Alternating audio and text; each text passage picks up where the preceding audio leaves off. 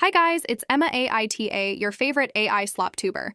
Before we jump into today's video, don't forget to hit that subscribe button and ring the bell so you never miss an upload. Thanks so much for your support. Now, let's get right into the video. AITA for choosing my autistic brother over my fiancée when she gave me an ultimatum. I'm 28 years old. I've been with my fiancée, Claire, 27 female, for a little over 3 years.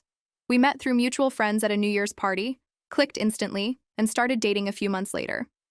She's everything you'd want in a partner: driven, intelligent, gorgeous in that effortless kind of way, and socially magnetic. My friends liked her, my coworkers were jealous, and for a while, I really believed I'd won the relationship lottery. But Claire never really understood my family situation. Or maybe she did, and just hoped it wouldn't matter in the long term. See, I have a younger brother, Jamie, 21 male, who is autistic and requires full-time care. Not the kind of care where you check in every few days or call a nurse now and then. No, Jamie is nonverbal, prone to severe meltdowns, and can't live independently. He functions emotionally and cognitively at about a 5 or 6-year-old level. My parents took care of him around the clock for most of his life, but everything changed when my dad died in a work accident 2 years ago and Mom's health started to deteriorate rapidly. She's been battling late-stage breast cancer, and she's in hospice now, barely lucid most days. When it became clear she wouldn't be around much longer, the question no one wanted to ask came to the surface. What would happen to Jamie? We don't have other family, no aunts or uncles nearby, and our grandparents passed years ago. There's no magical support system waiting to swoop in and take over. And since I'm his only sibling, and I have medical and financial power of attorney after my mom, it naturally fell to me. I didn't even hesitate.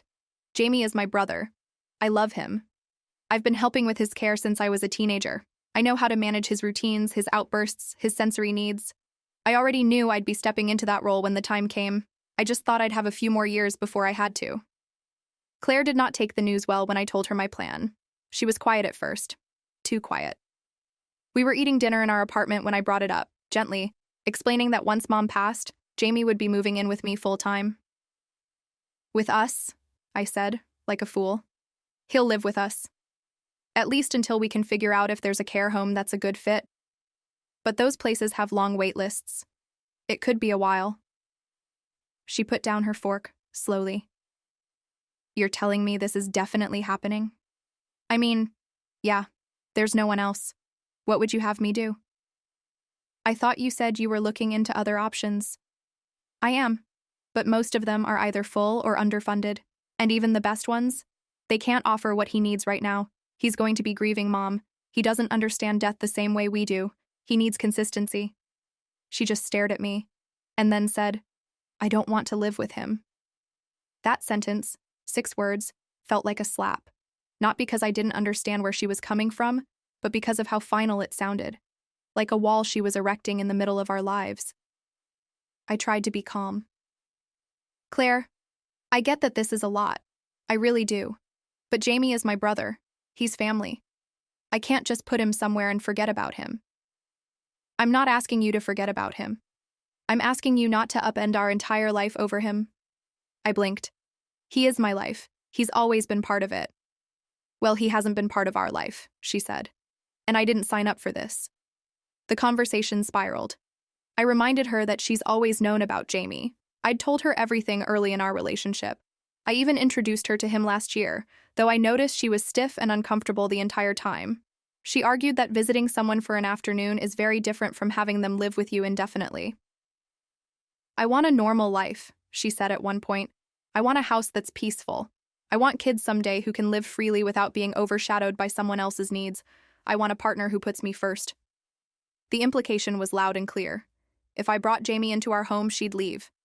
It wasn't an official ultimatum that night, but it became one a week later, when she packed a suitcase and told me she'd be staying at her sister's place until I made a decision. It's me, she said, standing in the doorway. Or him. And I stood there, feeling like I'd been shoved to the edge of a cliff and told to jump. I didn't sleep much after she left. The apartment felt hollow in a way I hadn't noticed before. The spaces she occupied left a silence too loud to ignore. Her throw pillows were still on the couch. Her mug was in the sink. The scent of her shampoo lingered in the bathroom, and every corner of our space felt like it was holding its breath, waiting for something that might not come back. But despite all of that, or maybe because of it, I didn't call her. I didn't beg. I didn't try to convince her she was wrong. Because deep down, I think I already knew the truth. This was never going to work. Claire is not a bad person. She's not heartless or cruel or selfish in the traditional sense. She just wanted a life that didn't come with constant interruptions. She wanted predictability, clean lines, a future she could build without inheriting a set of responsibilities she never asked for. I don't blame her for wanting that, but I can't pretend that's my life. I visited Mom in hospice the next day, alone. She was awake, lucid for a short stretch, and smiled when I came in. Her face was gaunt, skin pale and thin like parchment. She squeezed my hand weakly and asked how Jamie was doing. Same as always, I said. Routine's keeping him steady. She nodded slowly. Then after a moment she whispered, "You'll take care of him. You'll be good to him."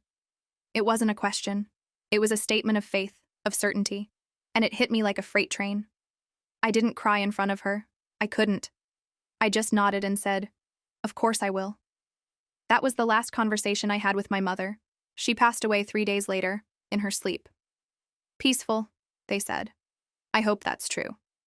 The next few weeks were a blur. Funeral arrangements, legal meetings, organizing her belongings, handling mountains of paperwork. Through it all, Jamie was mostly quiet. He didn't understand what was happening, not entirely. He'd ask for Mom sometimes, and I'd have to redirect him gently, shift his attention, hold it together until I was out of the room. He hated the disruption, the change. Even a new brand of peanut butter could set him off, so I knew this, all of this, would be a long process. Claire didn't come to the funeral. She texted me the day before to offer her condolences, and then silence. I didn't respond. When I finally brought Jamie home with me, it was both familiar and terrifying. I knew what he needed. Same breakfast every day, music without lyrics, exactly 4 crayons at a time, socks with no seams, the lights on in the hallway at night. But knowing it and living it are 2 different things. It's exhausting. There are meltdowns. There are days when he won't let me touch him, and days when he won't let go of my arm. There are days he screams for reasons I don't understand, and nights where he can't sleep unless I lie on the floor beside his bed for hours. And through it all, I kept checking my phone. Kept wondering if Claire would reach out, if she would ask how I was holding up, if she would change her mind. She didn't. Then one evening, about 6 weeks after the funeral, she called. I almost didn't pick up. "I miss you," she said right away. "I miss us." I didn't say anything at first, just waited. Then she asked the question I knew was coming. "Is he still with you?" "Yes," I said. "He's not going anywhere." She sighed, long and heavy. "I keep thinking about the life we were planning. Kids, a wedding, a house by the lake someday. You had that life in front of you." "I still do," I replied. "It just looks different now." "You could still have it," she said quietly. "If you found a care home for him, something part-time even, you could still be happy." I tried to keep my voice calm. I am happy. It's hard, but I know I'm doing the right thing. Jamie didn't ask to be born this way. He didn't choose any of this. But he's still my brother, and I won't abandon him. She didn't respond for a while. Then she said, "So that's your answer." "That's my answer." We haven't spoken since. Months passed. Slowly, steadily, I adjusted to the new rhythm of life with Jamie. It wasn't graceful, not by a long shot, but it became livable, manageable. My employer allowed me to go part-time and work remotely most days, which made a world of difference. I applied for caregiver support programs, met with behavioral therapists, and built a small network of professionals who helped Jamie transition into this new reality. He was still unpredictable. He always would be. But there were moments of calm that reminded me why I made this choice. Like when he started humming along to his favorite cartoon theme song again. Or when he gave me one of his rare, brief hugs out of nowhere. Or when he held my hand as we crossed a street and didn't let go until we were safely on the other side. That meant something. What surprised me, though, was how many people in my life didn't understand my decision. One of my coworkers, someone I'd known for years, pulled me aside after a Zoom meeting and said, "You really threw your future away for your brother, huh?" I blinked. I didn't throw anything away. Come on, man. You were engaged. You had options. Why not find a facility, check in every weekend? That's what most people would do. Most people, I replied, aren't me. And they're not Jamie's brother. Even some friends who had previously been supportive started to drift. Invitations slowed, group chats dried up. I'd get the occasional text, Thinking of you. But fewer people actually followed through with visits or real conversations. I became the guy with the disabled brother, and for many, that wasn't compatible with late-night bar crawls or spontaneous weekend trips. Only a few friends stuck by me. One of them was Miriam, a close friend from college who used to tutor kids with learning disabilities. She came over every few weeks to play simple board games with Jamie and give me an hour or two of peace. "You're doing the Lord's work," she'd say half-jokingly, but I could tell she meant it. She understood. Not everyone needs to understand. That's a lesson I've learned the hard way. One day, I ran into Claire's sister at a grocery store. I hadn't seen her in months, and I nearly turned around and walked out when I spotted her near the produce section, but she caught my eye and approached me. "You look tired," she said with a wry smile. "I am. How's your brother?" "Stable," I said. "He's doing okay." She hesitated for a moment, then said, "Claire still talks about you." "A lot." I said nothing, just picked out a bunch of bananas and placed them in my cart. "She's still hoping you'll change your mind," she added. I looked at her then, really looked at her. "Tell her not to." She nodded slowly. "You really love him, huh?" "Yeah," I said, voice low. "I do." We parted ways without much else exchanged. I wasn't angry at Claire's sister. She wasn't the one who gave me the ultimatum. But it still reopened the wound a little. It reminded me that in another life, maybe things could have worked. If Claire had been willing to bend, even a little. If she had said, "I don't know how to do this, but I'll try." That would have been enough. But that's not what happened. And I can't live in hypotheticals. It's been just over a year since Mom passed, and since Jamie moved in full-time. A full year of new routines, of missed sleep, of sensory overload and quiet victories that only I seem to notice. A full year since Claire walked out of my life with a single sentence that shattered everything we thought we'd built. And you know what? I don't regret a thing. There are still hard days. Some days I cry in the shower so Jamie won't hear. Some days I look at couples in the park, walking hand in hand, free of the weight I carry, and a part of me aches. Some mornings I wake up and think, God, I wish I could just breathe without planning every minute of today. But even in those moments, I never resent Jamie. How could I? He didn't choose this. Neither did I, not really. But I did choose him. Over and over again, I've chosen him. Because love, real love, doesn't evaporate under pressure. It expands. And yet, sometimes late at night, I still hear Claire's voice in my head. You had that life in front of you. And I suppose she was right. I did. But that life was never going to be enough if it came at the cost of abandoning my brother. That life was never truly mine if it required me to turn away from the one person who's always needed me the most. Jamie is doing better these days. He's started occupational therapy again.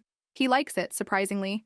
His new therapist plays soft piano music and gives him bubble wrap to pop when he finishes a task.